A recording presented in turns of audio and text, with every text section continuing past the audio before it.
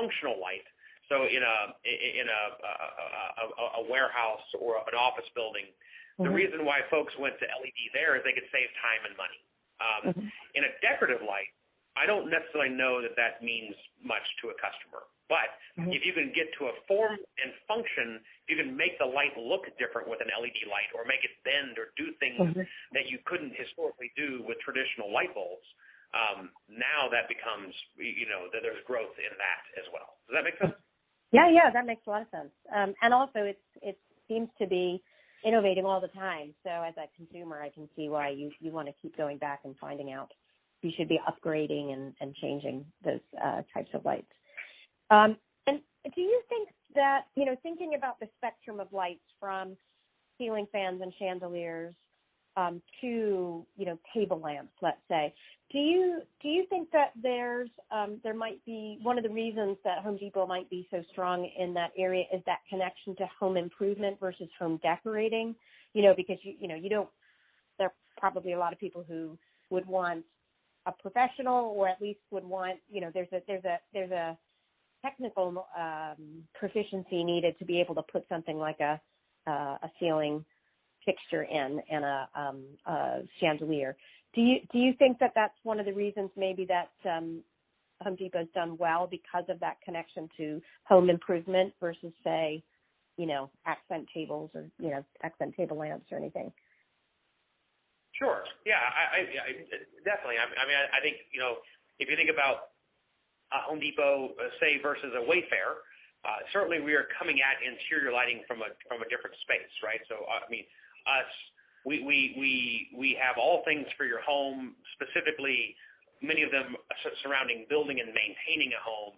And now we're getting slightly decorative. The opposite is true from Wayfair, right? They have all things around decorating your home and are now trying to enter into the functionality of light. And so certainly we are attacking this kind of from two different angles, which is also what kind of creates this battleground, if you will. But yes, I certainly believe that consumers trust Home Depot and trust. I do think that whereas brand doesn't matter, the trust of either the retailer or the brand is important. The consumer wants to believe that what he or she has bought is going to last. And so I do think brand equity and brand trust matters. And yes, I do think Home Depot gets a bit of a leg up. Because obviously we have, we've been in business for a long time. We are very big. We're very nationally known, and there are folks that recognize, what all we provide for the home. So that's one of the reasons why we're going further into home decorating and home fashions. Right. And what do you think? That's a really helpful thought to sort of push into. What do you think the Home Depot mother brand can bring into the world of home decorating and home fashion? If we're thinking of kind of aligning some of the values of the core Home Depot brand, what do you think that Home Depot can bring versus a Wayfair or even versus, a Target, a Pottery Barn even, what do you think are some of the values that Home Depot is bringing into the space? I don't know that I've ever actually thought about that question in that way, so I'll kind of answer off the top of mind. But again, know that I don't know that I've given a lot of thought to that.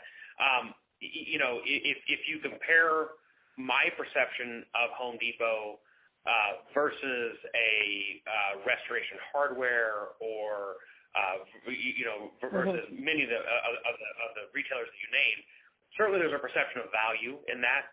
I think that's one of the challenges with lighting all across the board is that, as I'm sure you know, there's a wide range of products and price points. I mean, you can get a chandelier for $200, and you can get a very similar chandelier for $2,000, and so the consumer is kind of caught in the middle of that. I don't know that they want to buy something that they perceive as cheap, but I don't know that they want to be they want to be raked over the coals for something that is astronomically priced compared to something else. So I think the mother brand of Home Depot certainly is well known for great value. I hope we're known for standing behind our products. Yep. I hope we're known for bringing great quality at an affordable price. I think that's really the niche that we fall in. That's great. That's really helpful.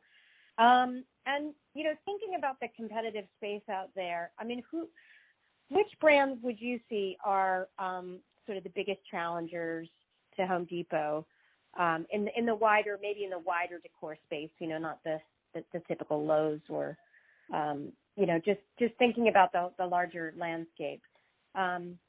Who do you think are the competitors that present the biggest challenge? Well, in decorative lighting primarily.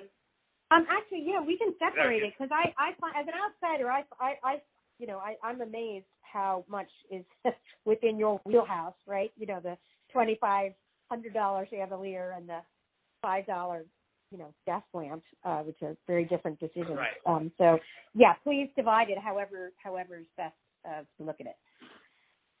Yeah.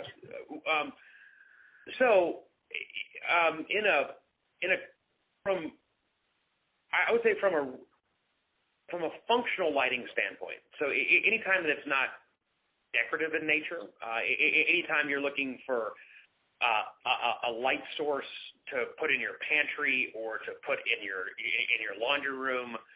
So let's take kind of functional lighting. For the average consumer, it's a pretty small subset of retailers. You can go to Home Depot or Lowe's, obviously. You can go online.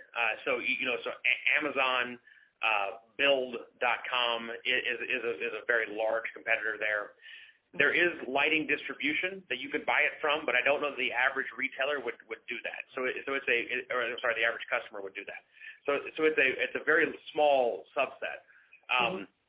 From a decorative lighting standpoint, there's a bunch of places, and they're very regional in nature, right? So if you think about some of the larger guys, Restoration Hardware certainly would be one. And again, then you start going online, Wayfair, Amazon. The advent and prominence of wide selection online, I think, makes this definitely slant from an online standpoint. If you think about, I'm guessing, but if you were to try to put a new ceiling, let's say you're going to put a new chandelier over your dining room. You might go to Pinterest or something of that nature to get ideas. And once you kind of narrow down on ideas, you're probably going to even search into Google to find where you can find them. And so I don't know that many folks, especially younger folks, are going to start by just walking into shops. I don't know that you're going to try to find a lighting showroom because there just aren't that many. Here in Atlanta, there's a retailer called Progressive that does a very good job. But again, there's not that many of the stores, and I wonder how many young folks would start that way, or if they would just go online. This is, as I mentioned, heavily penetrated online business. That's great. And so virtually all of my Sorry, continue. Sorry, I didn't mean to interrupt. I say so. Virtually all of my, all of my competitors that I would name are going to be primarily online retailers, but unfortunately, there's not a whole lot of startup costs to that. I mean, it could be someone as cheap or someone as new as Wes's importer exporter, right? As long as I have a Google page or if I sell on Amazon.com, I'm now a competitor in this space. You know what I mean? Yeah. And do you think that Home Depot has, what do you think are the brands or the experience's best defense in that case? Beyond the trust, obviously, the Home Depot brand and the fact that there's probably one near you, you can at least go if there's a problem. But, are you guys looking at ways, or opportunities to kind of counter that flood of product that's out there that